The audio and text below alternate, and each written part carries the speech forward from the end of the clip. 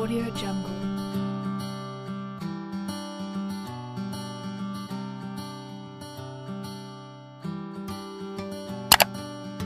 Audio Jungle. Assalamualaikum warahmatullahi wabarakatuh. Selanjutnya, di sini Ustadzah akan menjelaskan tentang pembahasan TO1 kuantitatif. Berikut disajikan ada 20 soal ya, soal tentang TO pengetahuan kuantitatif, dan berikut ini adalah pemaparan penjelasan pembahasannya. Untuk soal pertama,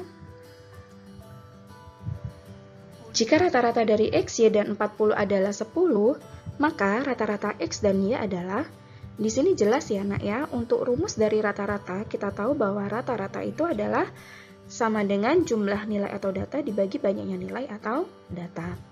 Di sini jelas ya, datanya ada X, Y, dan 40, sedangkan rata-ratanya adalah 10. Berarti kita substitusikan langsung ke dalam rumus, jadi kita punya X plus Y plus 40, karena jumlah nilai ya, per 3, banyaknya nilainya ada 3 ya, sama dengan 10. Lalu kita kalikan silang, sehingga kita memiliki persamaan X plus Y plus 40 sama dengan 30.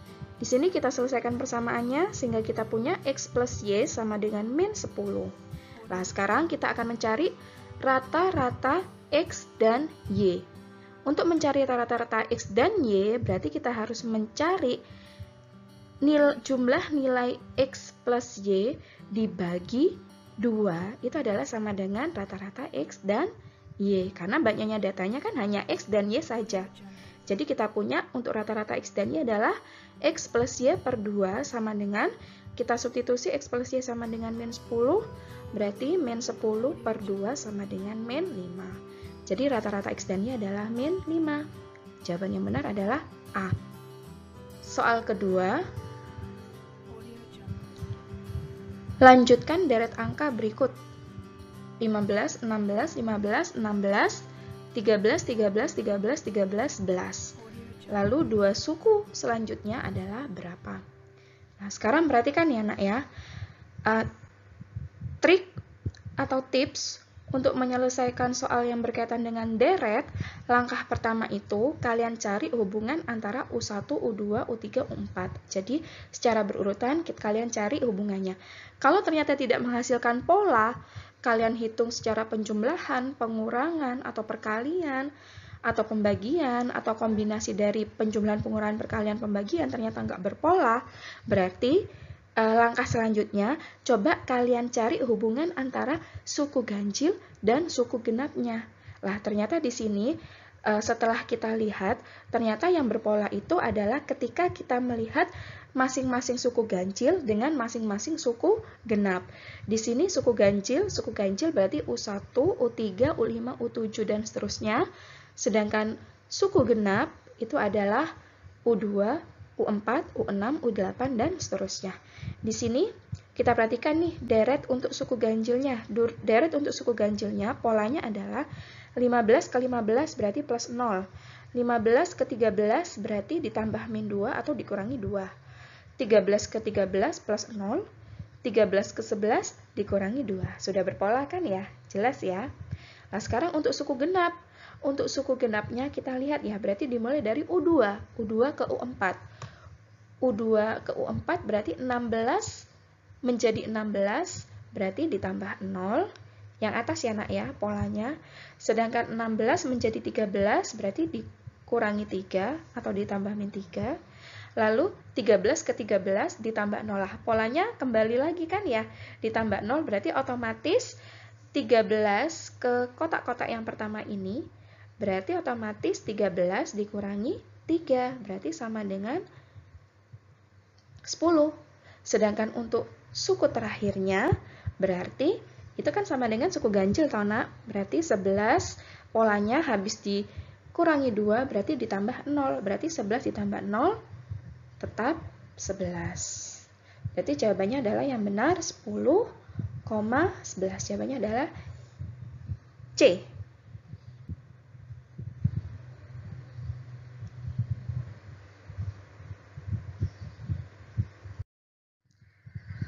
Untuk soal nomor 3,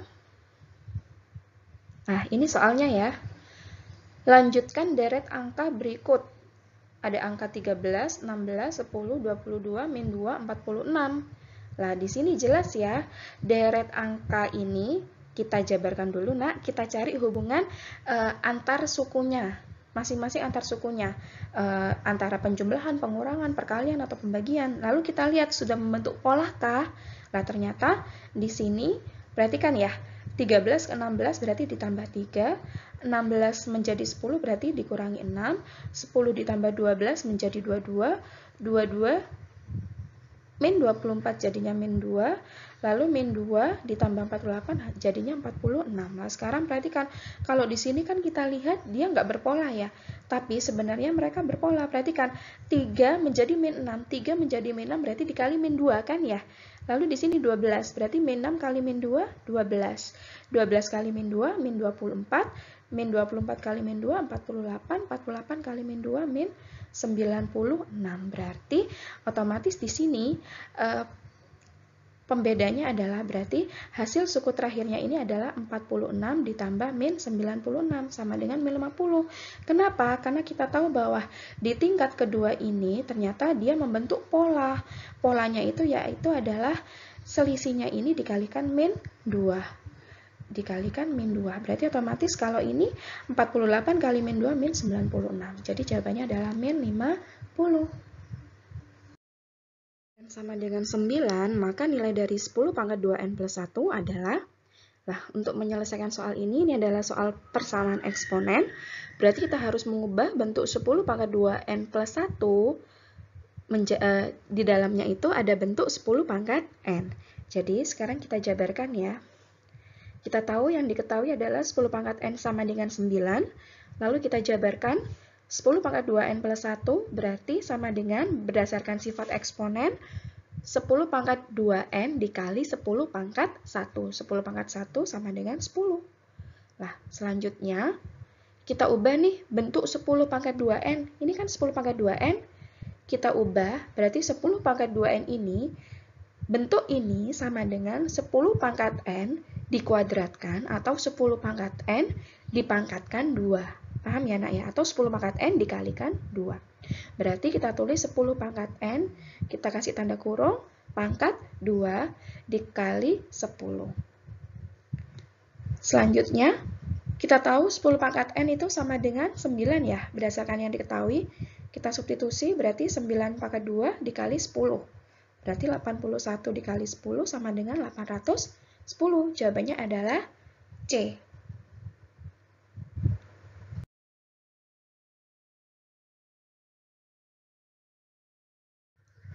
Soal nomor 5. Lengkapilah titik-titik pada deret huruf berikut. Nah, di sini ada deret huruf ya, ada X, T, titik-titik, O, S, O, L. Titik-titik.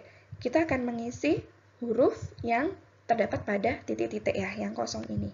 Berarti langkah pertama kita harus mencari polanya terlebih dahulu.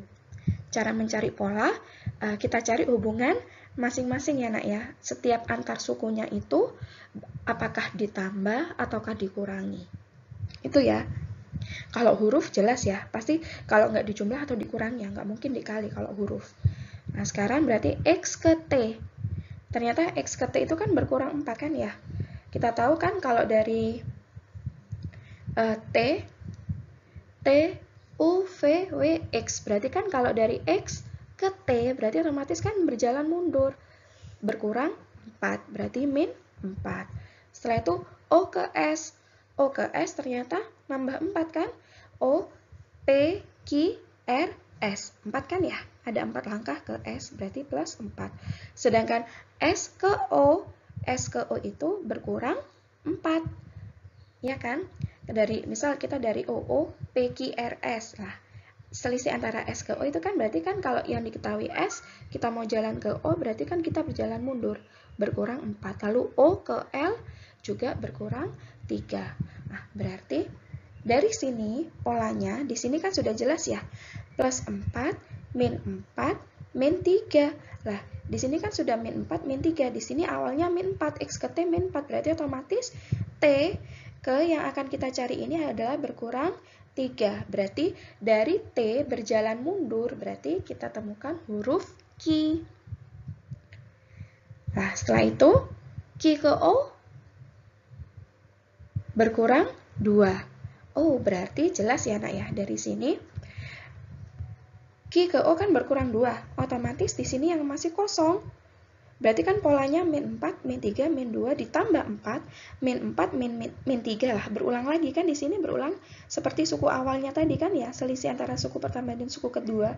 Berarti L ke yang kosong ini yang akan kita cari ini yaitu berkurang 2 kan, habis min 4, min 3 lalu min 2. Berarti adalah huruf C. Berarti jawabannya adalah Q dan J yaitu B.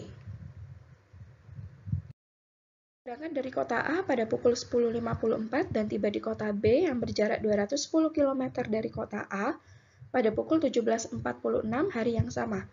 Berapakah kecepatan rata-rata truk tersebut dalam menempuh perjalanan dari kota A ke kota B?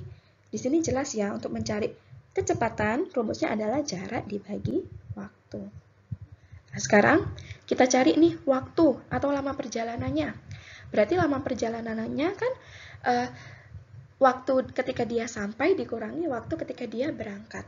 Berarti 17.46 dikurangi 10.54. Nah, di sini perhatikan, kan kita berjalan yang jam dengan yang jam, yang menit dengan yang menit. Berarti perhatikan 46 di sini kan lebih kecil daripada 54. Berarti kita minta bantuan dengan kita mengambilkan jam yang ada di angka 17. Berarti kita ambil 1 jam di 17 untuk kita jumlahkan ke 46. Ingat 1 jam itu ada 60 menit. Berarti kita punya 17 dikurangi 1 berarti 16 jam. 60 ditambah 46, 106 menit. Dikurangi 10 jam 54 menit. Berarti kita punya ini ya. Jam dikurangi dengan jam, menit dengan menit. 16 dikurangi 10, 6 jam. 106 menit dikurangi 54 menit, 52 menit. Berarti kita punya 6 jam 52 menit itu adalah lama perjalanannya. Nah, setelah itu kita ubah yang dalam bentuk menit ini, kita ubah ke dalam bentuk jam. Ingat ya, 1 menit itu berarti 1 per 60 jam. Berarti kalau 52 menit sama dengan 52 per 60 jam. Jadi kita punya pecahan campuran 6, 52 per 60 jam. Kita sederhanakan, kita punya 6, 13 per 15 jam. Kita langsung bulatkan ya, 6, 13 per 15 jam itu kan 6,87 jam. Kita bulatkan ke 7 jam, biar kita mudah menghitung. Kenapa? Karena di sini jaraknya adalah 210. Berarti kan kalau misalnya kita menghitung dalam bentuk desimal, itu kan susah. Makanya kita bulatkan ke atas saja ya. Karena 6,87 berarti kita bulatkan ke atas. Berarti kecepatannya adalah 210 dibagi 7 sama dengan 30 km per jam. Jawabannya adalah C.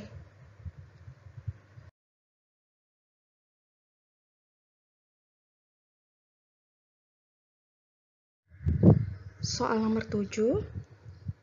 Lanjutkan deret angka berikut. Disajikan angka 1, 33, 26, 1, 10, min 4, 2, 39. Kalian disuruh mencari angka selanjutnya ya. Berarti kita harus tahu pola dari angka berikut. Nah, deret tersebut memiliki 2 pola. Nah, sama kayak seperti Ustazah bilang tadi ya. Langkah pertama itu untuk mencari hubungan pola pada suatu deret itu, berarti kalian cari hubungan antara suku ke-1, ke-2, ke-3, dan selanjutnya. Kalau sudah membentuk pola, berarti itu benar. Tapi kalau ternyata setelah kalian cari ya, misal ini 1 ke 33, 1 ke 33 itu berarti ditambah 32, 33 ke 26, 33 ke 26 berarti dikurang 7. Habis itu 26 ke 1 berarti dikurang 25, 1 ke 10 ditambah 9, 10 ke min 4 berarti kan 10 min 14. Habis itu min 4 ke menjadi 2 berarti min 4 ditambah 6. Lah, ternyata itu kan membentuk pola kan ya. Kalau membentuk pola itu contohnya gini. Misal ya kalian tahu selisihnya itu atau penjumlah pengurangannya itu membentuk seperti ini. Ditambah 3, ditambah 4, ditambah 5, ditambah 3, ditambah 4, ditambah 5. Nah, itu membentuk pola. Tapi kalau ini, seperti yang Ustazah sampaikan tadi, untuk bilangan ini, kalau kita cari hubungan antara U1, U2, U2, U3, U3, U4, itu enggak membentuk pola. Berarti kita cari hubungan yang lain. Kalian bisa boleh cari hubungan antara masing-masing suku ganjil sama masing-masing suku genapnya. Tapi ternyata sama, nggak berpola juga. Berarti cari cara yang lain. Berarti cara yang lain perhatikan di sini. Di sini itu ada dua angka 1, 1 sama 2. Nah, perhatikan angka 1, 1 sama 2. Jadi angka 1, 1 ini, 1 sama 1 ini dia mengapit dua suku ya, yaitu 33 sama 26. Lalu 1 sama 2 dia mengapit angka 10 sama min 4. Nah, sekarang perhatikan ya. Berarti polanya 1 ke 1 menjadi 1 itu tetap berarti dia dikalikan 1. Lalu 1 menjadi 2 berarti dia dikalikan 2. Nah, selanjutnya kita fokus dengan angka yang lain yang belum kita temukan polanya. Berarti kan 33 sama 26. Kita cari hubungan 33 sama 26. 33 sama 26 berarti dia dikurang 7. Sedangkan 10 dan min 4 dia dikurang 14. Sedangkan 30 dan 9 berarti dia min 21. Lah di sini jelas ya, membentuk pola ya. 33 min 7 26.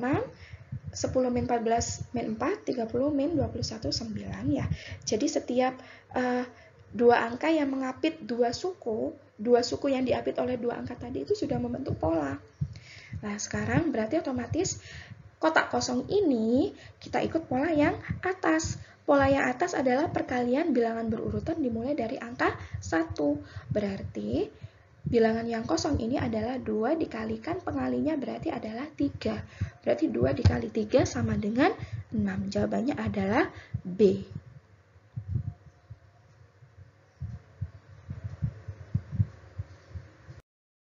Soal nomor 8. Jika X sama dengan Y sama dengan 2Z dan X, Y, Z sama dengan 256, maka nilai X sama dengan, nah di sini kita sudah tahu persamaan X, Y, dan Z. X sama dengan Y dan X sama dengan 2Z. Berarti kita punya dua persamaan ya. Kita punya persamaan X sama dengan Y, satunya kita punya persamaan X sama dengan 2Z. Kalau X sama dengan 2Z, berarti kita cari hubungannya Z dalam bentuk variabel X, berarti Z sama dengan X per 2. Lalu kita substitusikan ya ke bentuk perkalian X kali Y kali Z sama dengan 256. Karena yang di sini yang ditanyakan adalah nilai X, maka kita ubah variabel Y dan Z dalam bentuk X. Nah, kita substitusikan ya, X tetap dikalikan, kan X sama dengan Y, berarti Y-nya diganti menjadi X, lalu Z-nya disubstitusi menjadi X per 2. Berarti kita punya X kali X kali X per 2 sama dengan 256. X kali X kali X sama dengan X pangkat 3, lalu kita kalikan silang, 2 kali 256 sama dengan 512. Kita punya ini. X pangkat 3 sama dengan 512.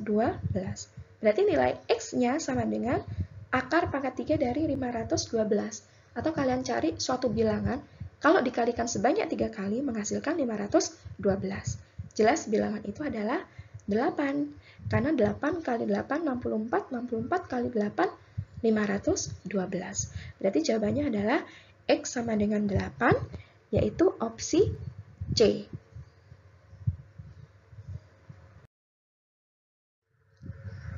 Soal nomor 9. Lengkapilah titik-titik pada deret angka berikut. Ada angka 1, 2, 0, 0, 4, min 1, min 6, titik-titik, titik-titik, dan terakhir adalah min 63. Kita cari polanya dulu. Nah, kita cari polanya, agak rumit ya yang ini ya. Jadi polanya 1 ke 2 berarti ditambah 1. 2 menjadi 0 berarti dikurang 2. 0 ke 0 berarti kan ditambah 0 ya. Berarti kita abaikan dulu ya. Coba kita cari 0 ke 4 berarti ditambah 4. 4 ke min 1 berarti ditambah min 5. Lah di sini jelas berpola ya. Plus 1 min 2 plus 3-nya nggak ada ya. Berarti dimulai lagi dari angka plus 4 min 5. Berarti otomatis di sebelah sini adalah plus 4 min 5 berarti dimulai dari plus lagi, 6-nya nggak usah kita pakai, berarti plus 7 dan min 6. Berarti di sini adalah plus 7, min 6 plus 7 sama dengan 1, dan 1 min 8 sama dengan min 7. Nah, sekarang kita cari, perhatikan nih, untuk memastikan apakah benar ini jawabannya, kan kita masih nggak tahu nih, pola dari 0 ke 0 sama min 1 ke min 6, itu polanya berapa, kan kita nggak tahu. Tapi kan yang jelas 0 ke 0, min 1 dan min 6, min 7 dan min 63, itu polanya harus sama, kan ya? Nah, sekarang perhatikan, min 7 biar jadi min 63, berarti dia dikalikan dengan 9. Nah, sekarang perhatikan, kita jalan mundur ya. Min 1 ke min 6, berarti min 1 biar jadi min 6, min 1 berarti dia dikalikan dengan 6. Nah, berarti dia adalah bilangan kelipatan 3. Berarti 9, 6, berarti otomatis kalau 0 ke 0 itu berarti dikalikan dengan 3. Berarti 0 kali 3 sama dengan 0. Jadi benar ya polanya. Berarti jawaban yang benar adalah 1 dan min 7. Jadi bilangan ini, deret bilangan ini ada pola penjumlahan, pengurangan, dan perkalian secara berurutan. Berarti jawaban yang benar adalah 1, min 7, yaitu opsi C.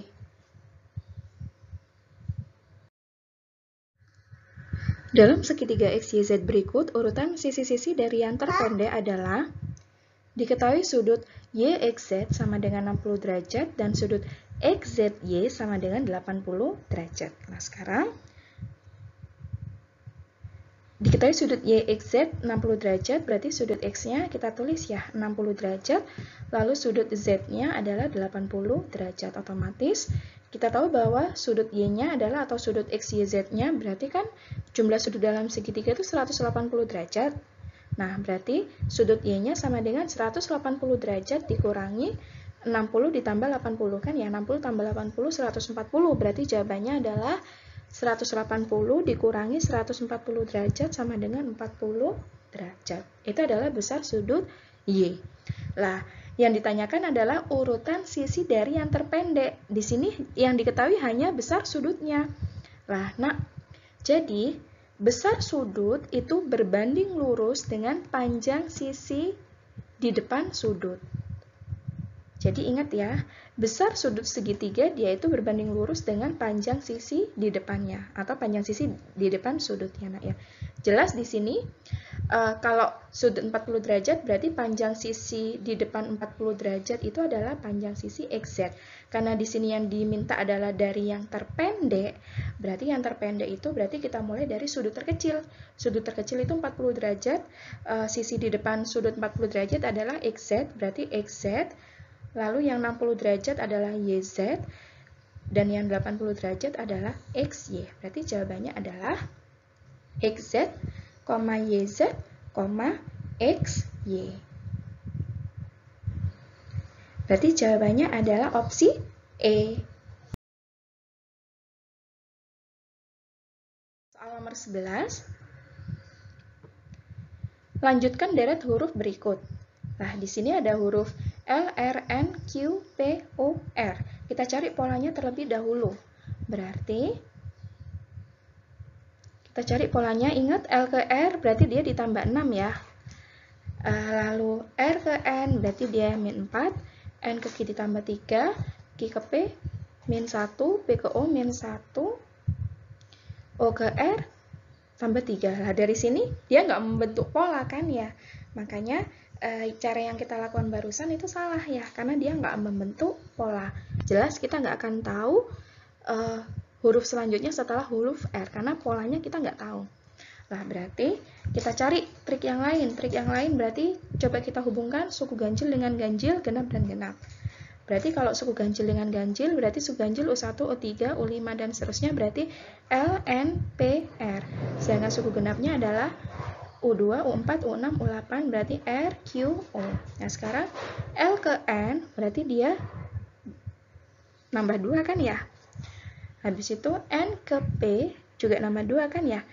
L ke N, berarti kan L, M, N, berarti kan 2. N ke P, N, O, P, berarti 2 juga kan ya? Setelah itu P ke R, P ke R juga plus 2. Nah, selanjutnya untuk suku genapnya berarti R ke Q. R ke Q itu maju atau mundur? R ke Q itu jelas mundur kan ya, berarti min 1 kan ya. Habisnya Q kan R, berarti kalau R ke Q berarti min 1.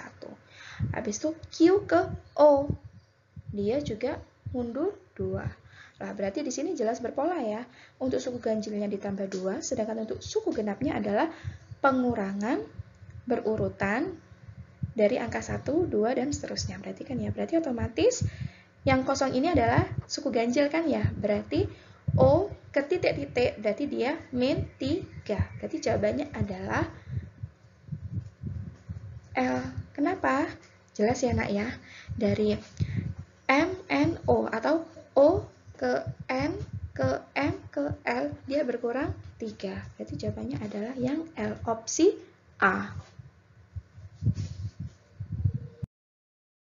Nomor 12, jika 2 kali 4 sama dengan 64 dan 3 kali 8 sama dengan 576, maka 4 kali 7 sama dengan... Nah, sekarang perhatikan ya. Nah, sekarang kita mau mencari kesamaan antara kedua ruas ini. Gimana caranya? 2 kali 4 itu kan 8. Kok bisa hasilnya sama dengan 64? Berarti 8 ini harus diapakan lagi, gitu kan ya? Berarti 2 kali 4 sama dengan 64 ini kan. 2 kali 4 sendiri sama dengan 8. 64 sendiri sama dengan 8 kuadrat. Sedangkan 3 kali 8 adalah 24, sedangkan 576 itu adalah 24 kuadrat. Oh, berarti kalau 4 kali 7 sama dengan 28, berarti sama dengan, sesuai dengan pola, berarti sama dengan 28 pangkat 2. Berarti 28 pangkat 2 jawabannya adalah 784. Jawabannya adalah opsi D.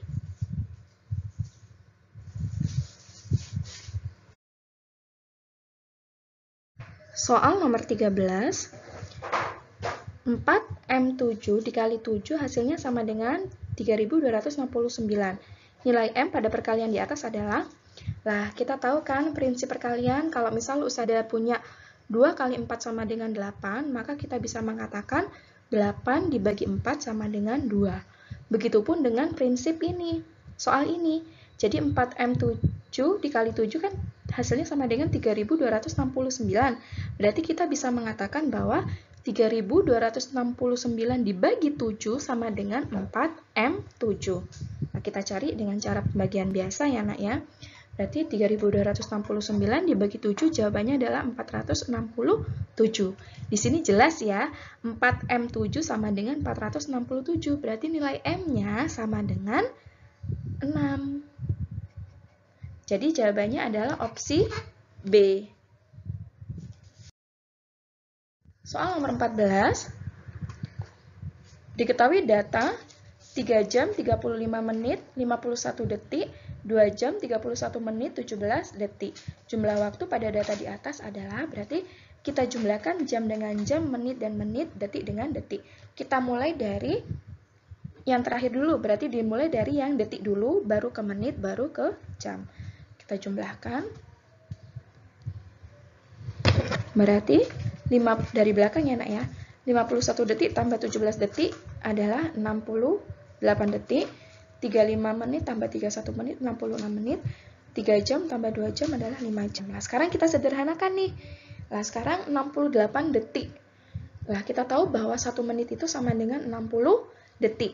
Berarti 68 detik kita bisa sederhanakan kan ya, berarti 68 detik itu sama dengan 1 menit 8 detik. Berarti 1 menitnya kita jumlahkan ke 66 menit.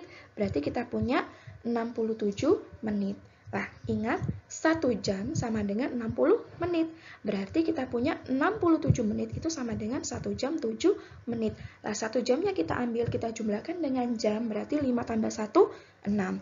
Berarti jawabannya adalah 6 jam 7 menit 8 detik.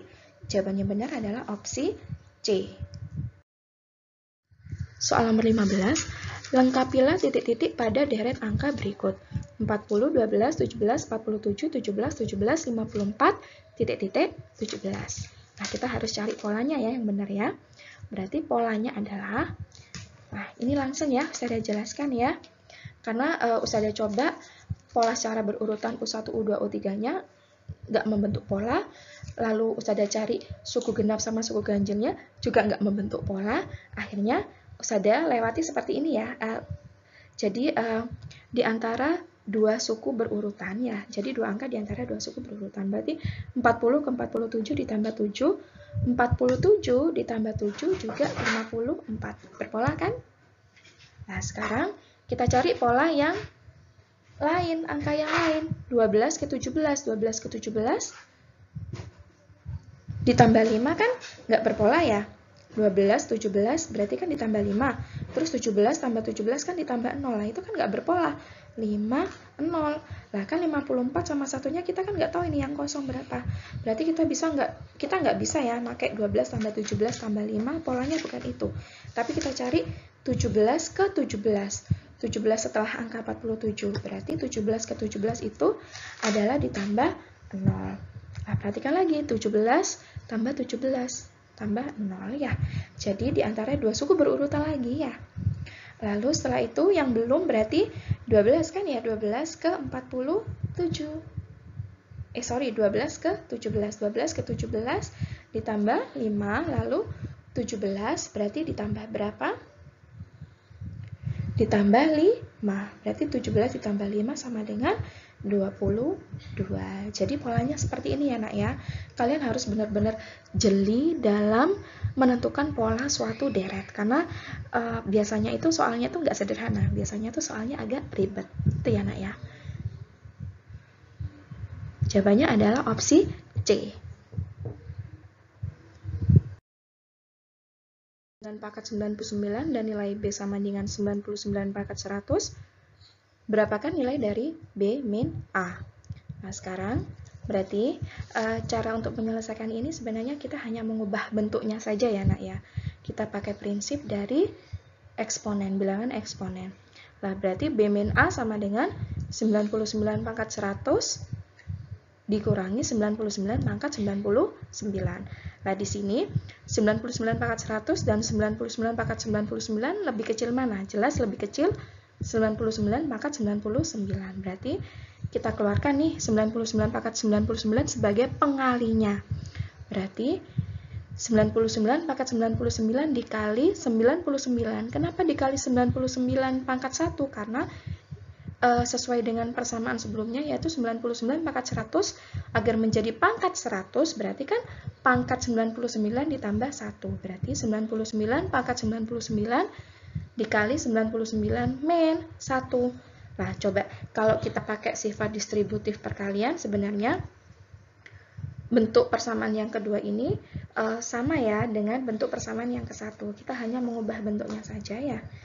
Jelas 99 kurangi 1 sama dengan 98. Jadi jawabannya adalah 99 pangkat 99 dikalikan 98. Opsi yang benar adalah E. Atau kita bisa pakai cara cepat ya. Jadi kalau ada bentuk kayak gini, A pangkat N plus 1 min A pangkat N. Jadi bilangannya itu plus 1 ya nak ya. Lebih besar, pangkatnya itu lebih besar 1 angka dari bilangan yang lain dan bilangan pokoknya sama. Berarti jawabannya adalah A pangkat N kali A pangkat min 1. Kalau ada A pangkat N plus 1 plus A pangkat N, berarti jawabannya adalah A pangkat N dikali A plus 1. Jadi misal, kalau sudah punya 3 pangkat 100 ditambah 3 pangkat 99. Bentuk lainnya berarti sama dengan 3 pangkat 99 dikali 3 pangkat 1 ya ditambah 1. Berarti 3 tambah 1, 4. Berarti 4 kali 3 pangkat 99. Jadi begitu ya nak ya.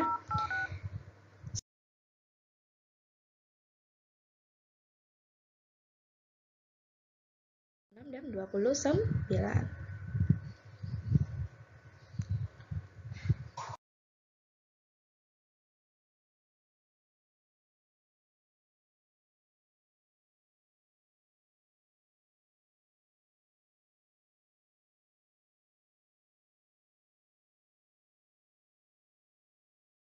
Nah, soal selanjutnya, berapakah sisa pembagian dari 2 pangkat 27 oleh 10? Nah, untuk menyelesaikan soal ini, berarti langkah selanjutnya adalah kita cari nih hasil pembagiannya, kita cari dengan cara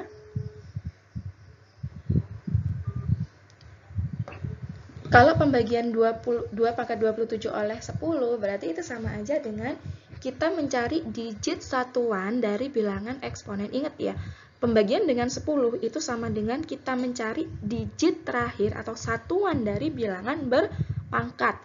Nah, untuk menyelesaikan soal seperti ini sebenarnya bilangan berpangkat itu bisa kita selesaikan dengan bilangan modulo. Hanya bilangan modulo kalian masih belum pernah dapat sama sekali kan ya, makanya Ustazah jelaskan tidak memakai bilangan modulo. Caranya bagaimana? Caranya kita memakai pola dari pangkat terakhir bilangan berpangkat dari 2. Nah, kita cari ya. Perhatikan pola perpangkatan angka 2. Amati digit terakhirnya saja ya.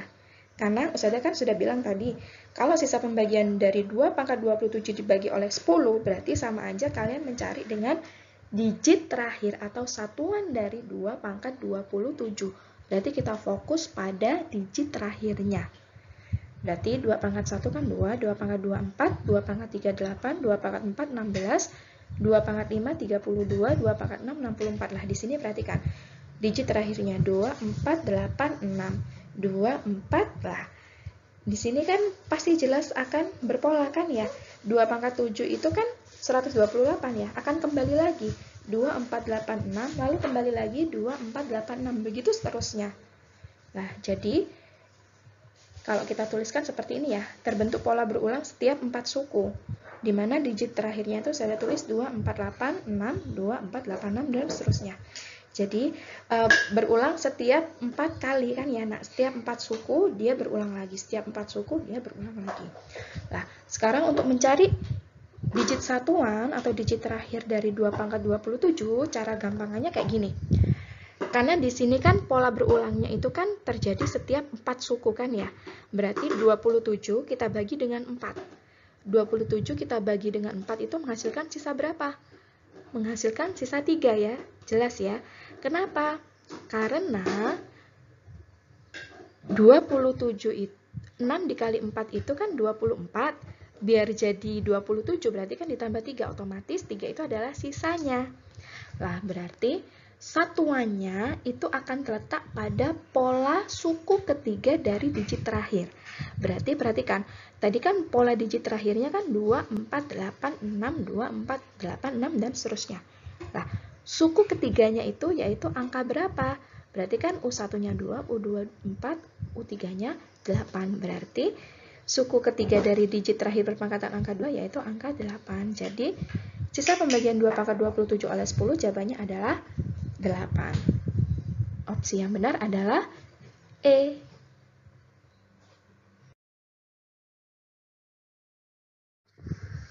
Soal nomor 19. Lanjutkan deret angka berikut 83, 85, 90, 101, dan seterusnya. Nah, kita disuruh mencari angka pada deret angka tersebut. Nah, kita cari polanya terlebih dahulu ya. Kalau kita cari polanya, berarti 83 ke 85 dia ditambah 2. 85 ke 90 ditambah 5. 90 ke 101 ditambah 11. Nah, karena di sini kan infonya hanya sedikit ya nak ya. Jadi infonya itu hanya 4 angka gitu loh. Jadi kalau kalian mau mencari hubungan antara suku ganjil dan suku genapnya jelas nggak mungkin ya, nggak bisa ya. Karena kalau kalian mencari hubungan antara suku ganjil dan suku genap hanya terdapat satu pola saja dan itu tidak bisa memastikan ya pola itu benar atau enggak. Berarti mau nggak mau polanya seperti ini. Lah sekarang berarti kan 2, 5, 11. Lah kita bingung kan ya gimana nih hubungan antara 2, 5 sama 11. Lah kalau kalian teliti lebih lanjut ternyata 5 itu sama dengan berapa sih hubungannya dengan 2?